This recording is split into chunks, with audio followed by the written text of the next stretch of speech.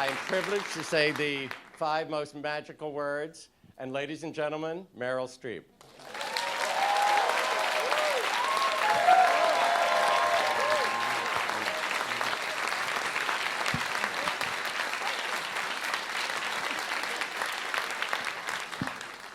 So, we met in the kitchen of that yellow Victorian house we shared our first year at the Yale School of Drama.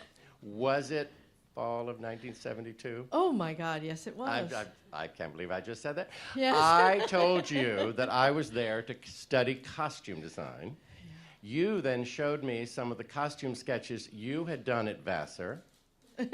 They were so beautifully rendered, painted, full of character and authenticity that I wanted to hightail it back to North Carolina. Oh, not true. And so that's my little introduction.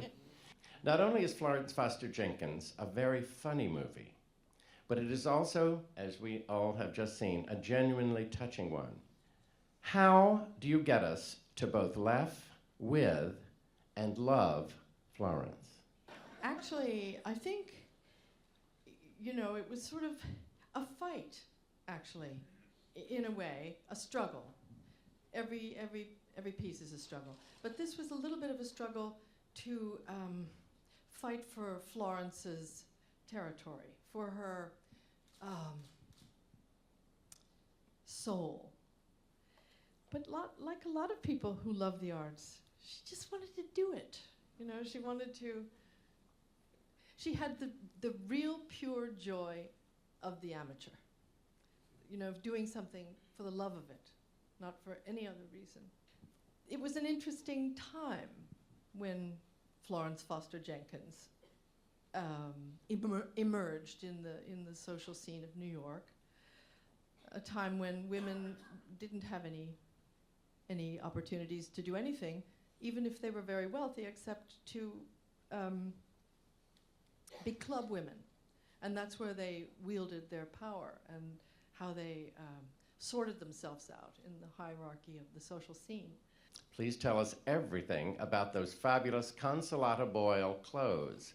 Well, what I wore was about 40 pounds of rubber, and it was so nice at the end of the day to take it off. It was sort of interesting to, I've done this before, to wear a different body, and it helps you. It helps you sympathize with a person. It changes the way you move. It gives you the character, you know, and I suddenly was in the body of my grandmother in a way, yeah. Well, tell us about the creation of the Singing Badly.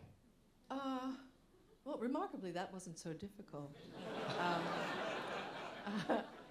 We discovered more is more, which, you know, I always think, clearly.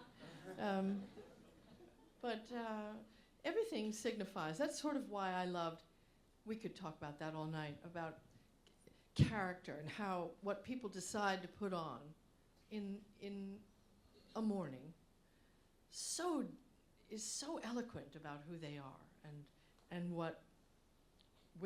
how they see themselves and how they want to either fit in, stand out, or disappear. Tell us about your grandmother.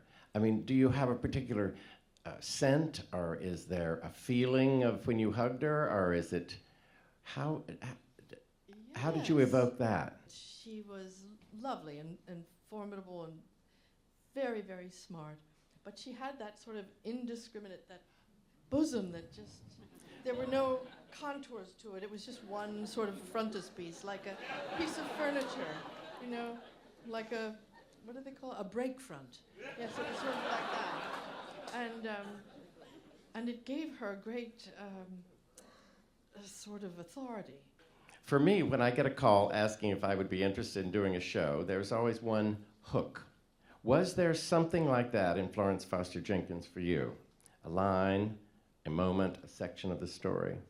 This character had a delight in living, and part of it, of course, is just knowing she was, you know, ill. But that's a true story too. That she potato only salad. liked is true eccentric. Only liked sandwiches and potato salad. That's all they ate. Sounds good to me. That's very Southern, but she's from Pennsylvania. Well, that's the end of my question. Okay, well that's the end of the evening, everybody. Thank you very much. So, thank you all.